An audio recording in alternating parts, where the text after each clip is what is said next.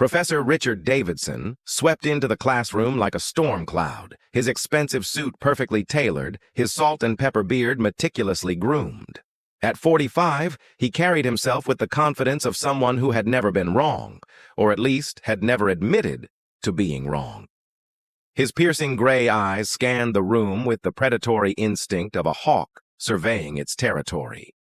"Good afternoon, scholars," he announced, his voice carrying the theatrical authority of someone who loved the sound of his own words.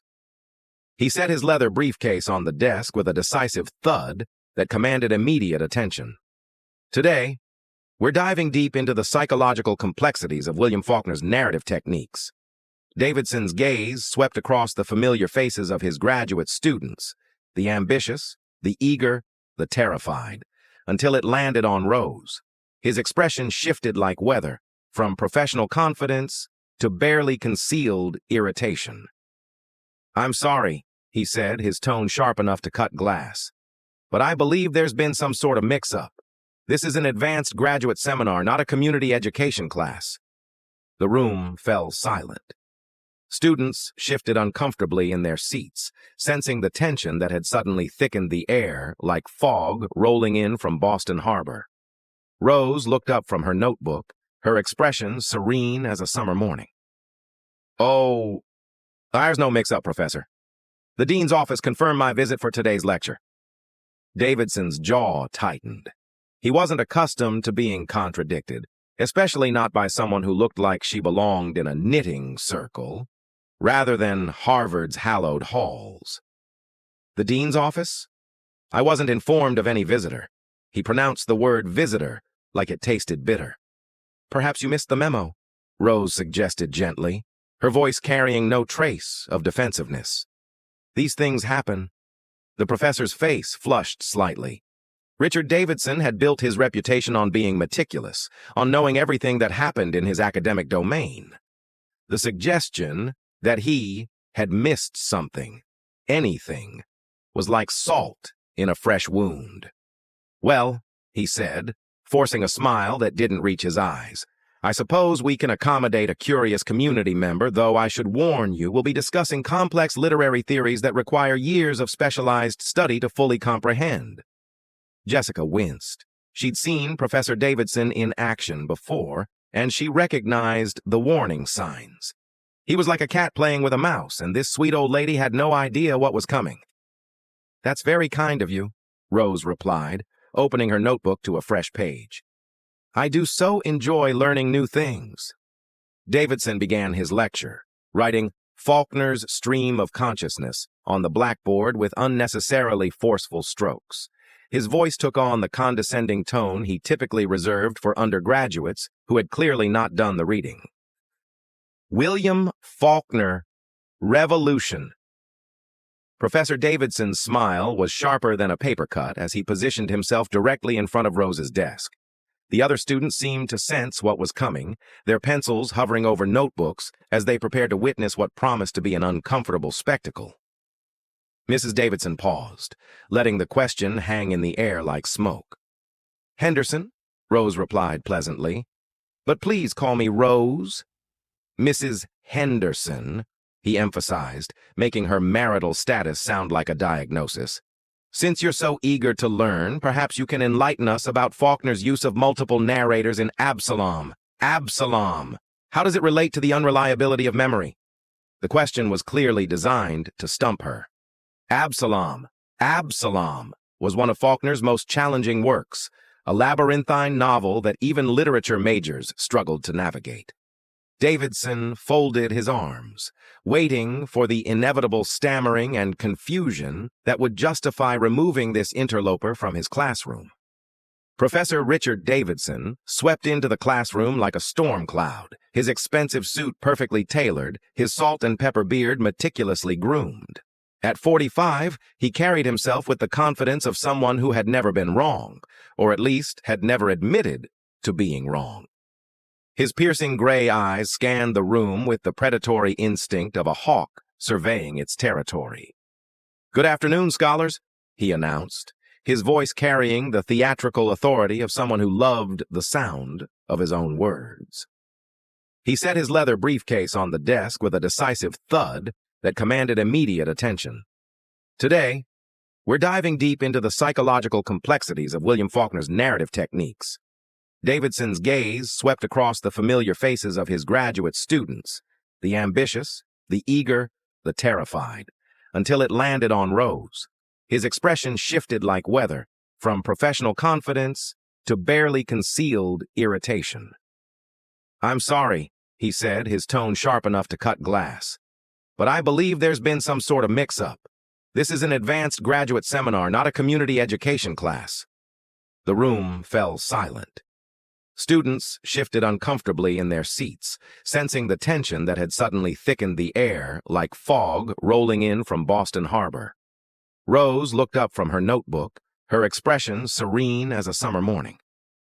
"Oh, there's no mix-up, Professor. The dean's office confirmed my visit for today's lecture." Davidson's jaw tightened. He wasn't accustomed to being contradicted, especially not by someone who looked like she belonged in a knitting circle, rather than Harvard's hallowed halls. "The dean's office? I wasn't informed of any visitor." He pronounced the word visitor like it tasted bitter. "Perhaps you missed the memo," Rose suggested gently, her voice carrying no trace of defensiveness. "These things happen." The professor's face flushed slightly. Richard Davidson had built his reputation on being meticulous, on knowing everything that happened in his academic domain. The suggestion that he had missed something, anything, was like salt in a fresh wound.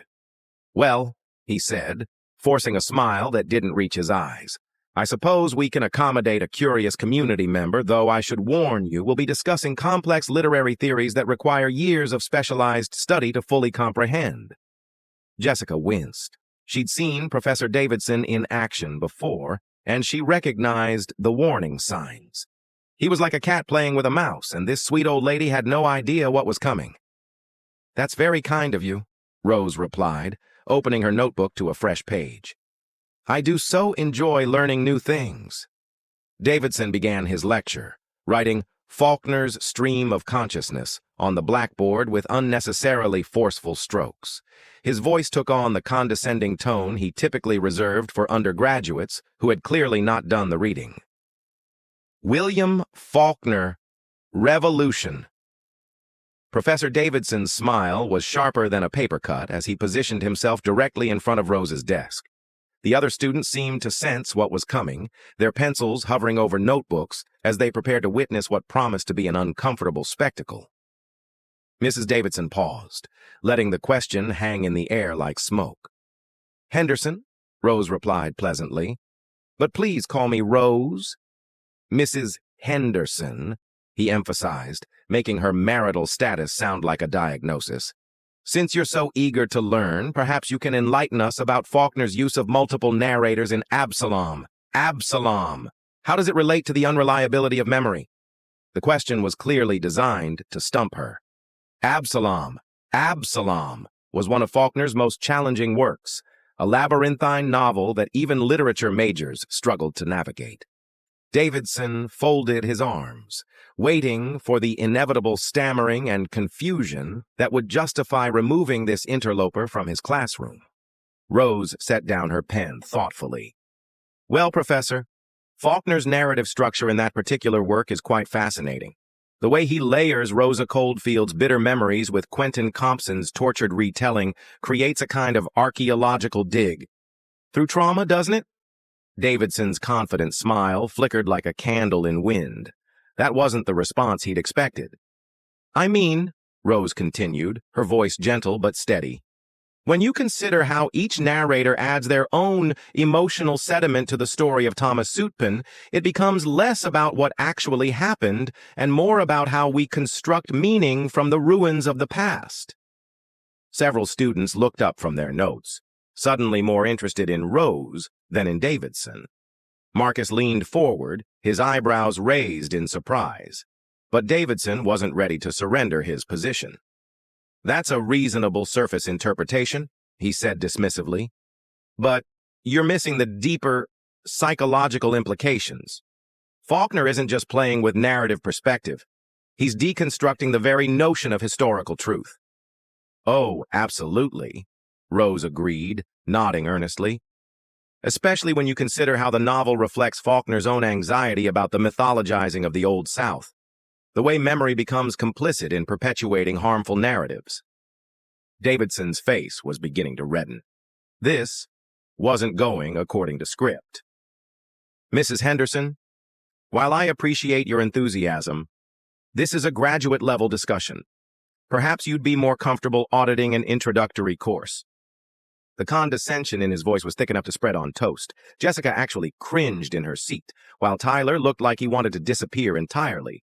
But Rose simply smiled, the kind of smile that suggested she'd weathered far worse storms than Professor Davidson's wounded pride. Oh, I'm quite comfortable here, thank you. Your insights are very enlightening. Are they? Davidson's voice dripped with sarcasm. Then perhaps you can explain how Faulkner's treatment of time in the novel relates to Henri Bergson's theories of durée. It was a trap, and everyone in the room knew it.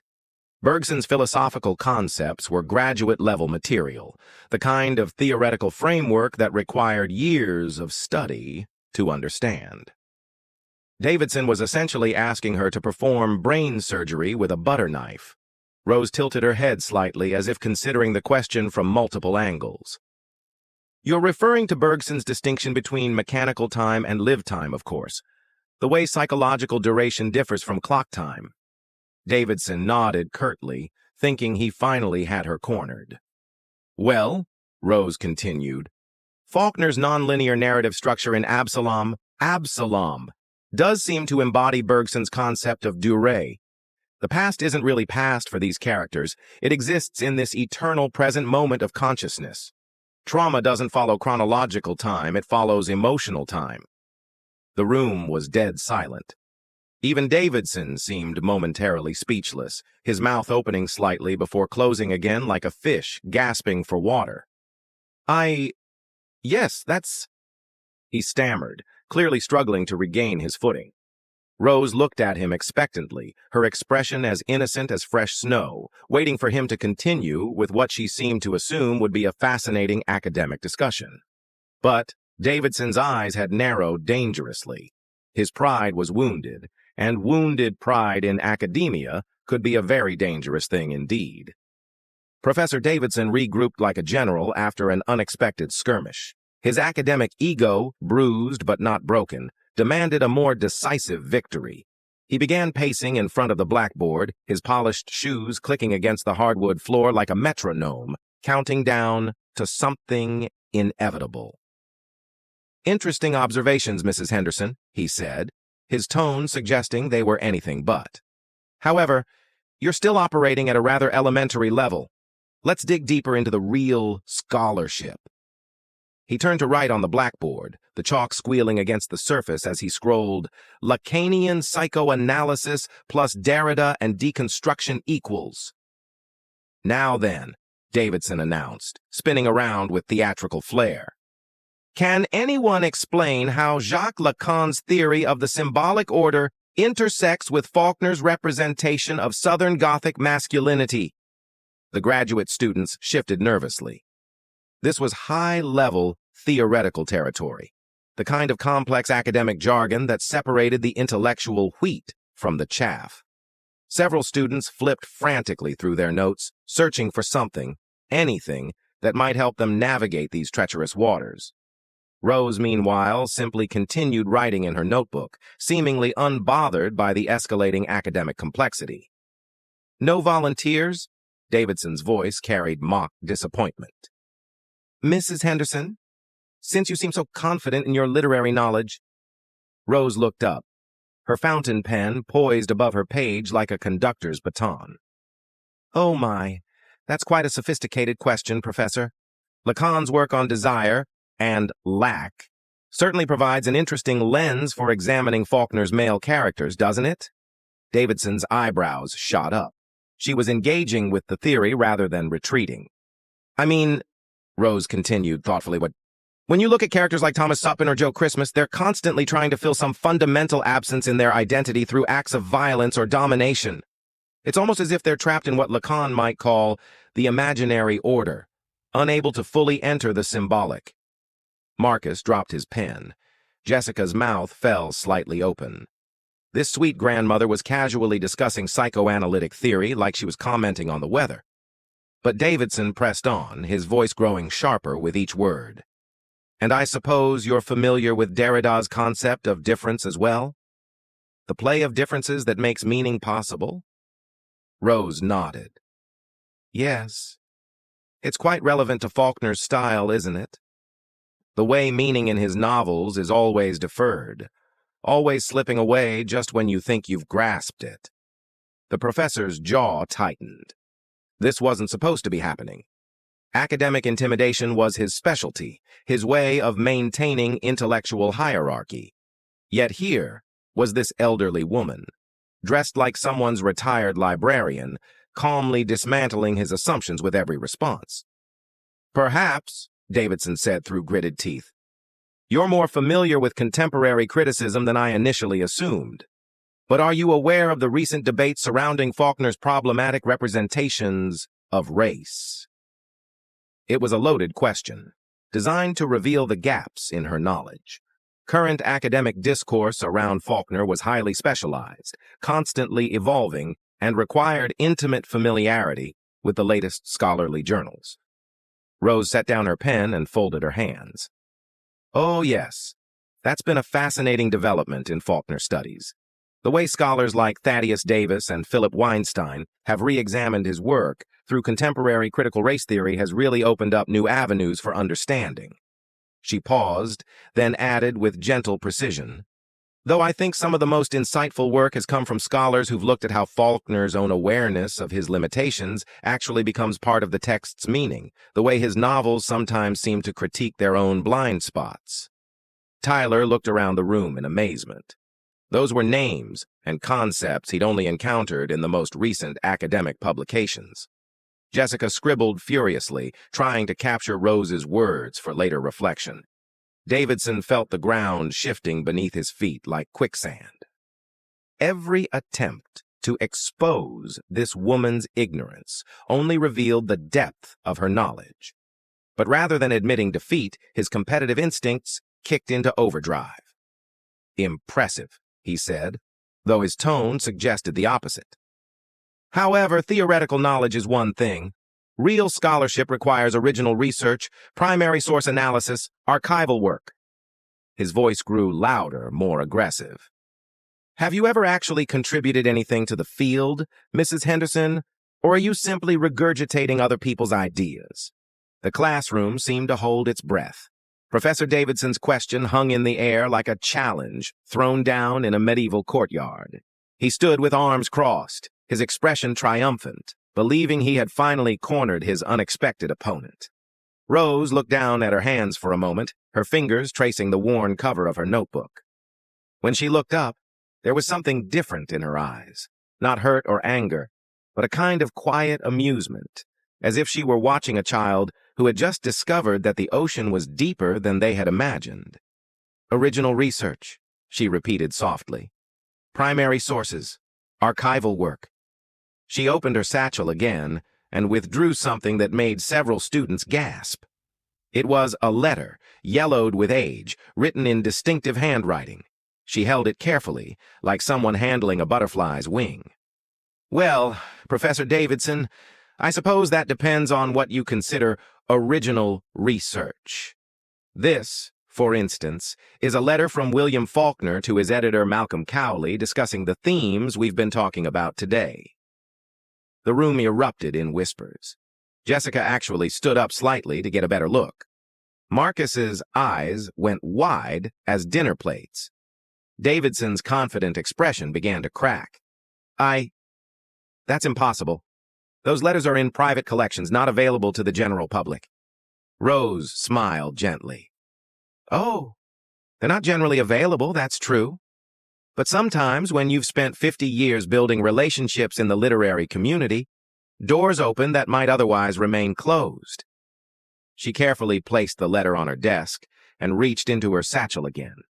This time she withdrew a small leather-bound journal.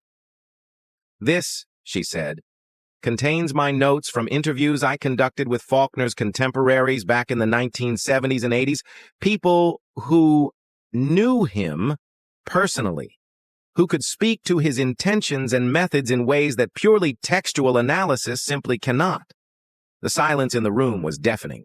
Davidson's face had gone from red to pale, the color draining like water from a broken dam. "You see," Rose continued, her voice maintaining its gentle cadence, "I've been researching William Faulkner since before some of you were born. I've published 14 books on Southern Gothic literature, over 60 scholarly articles, and my work has been translated into 11 languages."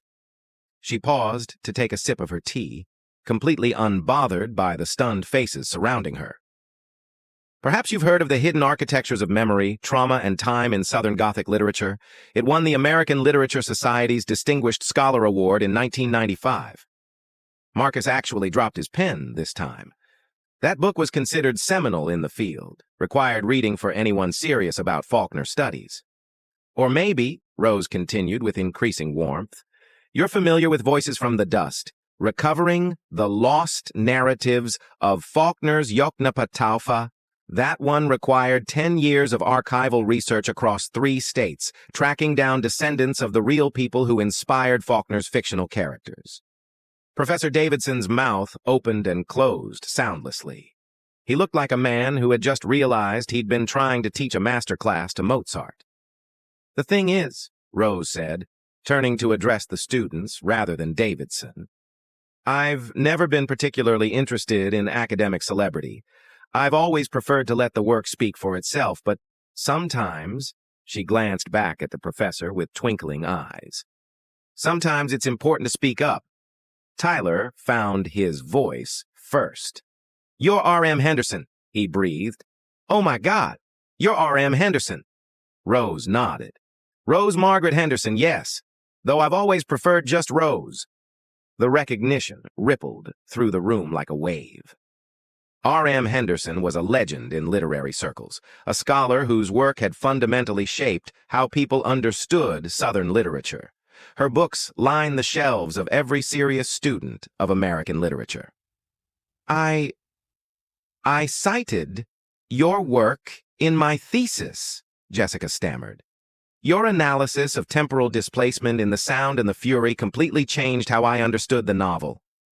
"That's wonderful, dear," Rose replied warmly. "I'd love to hear about your research sometime." Professor Davidson stood frozen. His earlier arrogance collapsed like a house of cards in a hurricane.